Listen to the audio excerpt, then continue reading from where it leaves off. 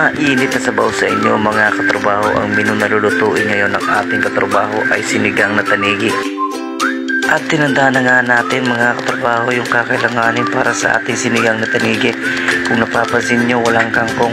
Nandun pa kasi yung katrabaho natin isa kumukuha ng kangkong sa gilid ng ilog. Sana umabot siya bago maluto yung ating sinigang na tanigi. Gago! At sinimulan na nga mga katrabaho yung ating sinigang tanigi.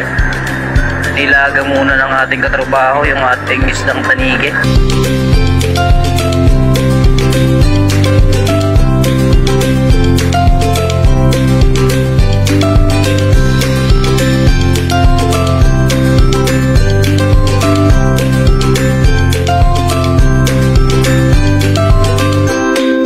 Naglagay ng mantika sa kawali para igisa yung ating mga sariwang sangkap.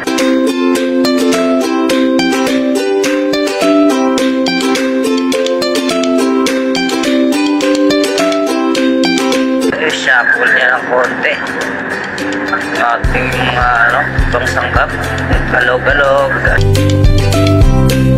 Tapos inilagay na niya ng ating isdang tanigi. Tapos naglagay siya ng tubig para sa ating sabaw.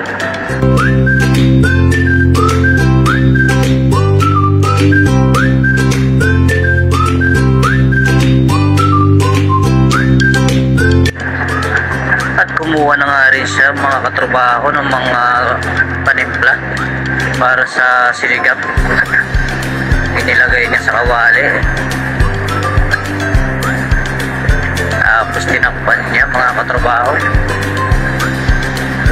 Ito nga pala yung ating nagluto ng ating sinigang na tanigi, si Ka Joel mga katrabaho.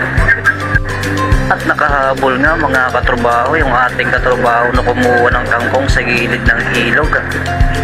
At finally, kompleto na rin yung ating sangkap para sa ating sinigang na tanigi. At naglagay na nga din siya mga katrabaho ng pampaasim para sa ating sinigang na tanigi.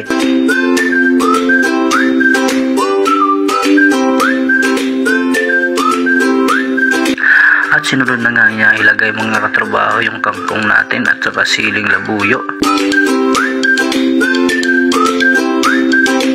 At naluto na nga mga katrabaho yung ating sinigang na tanigi. Unyak muna ginuha yung mga sangkap.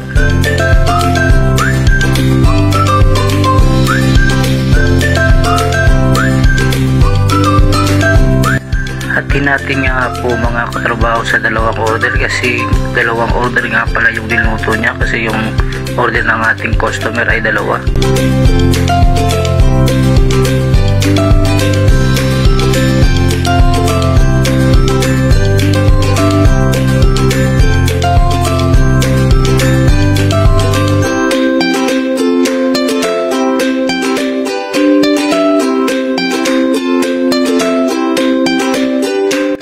At matapos na nang hatiin yung ating dalawang order na sinigang tanigi, isinunod na yung ating sabaw.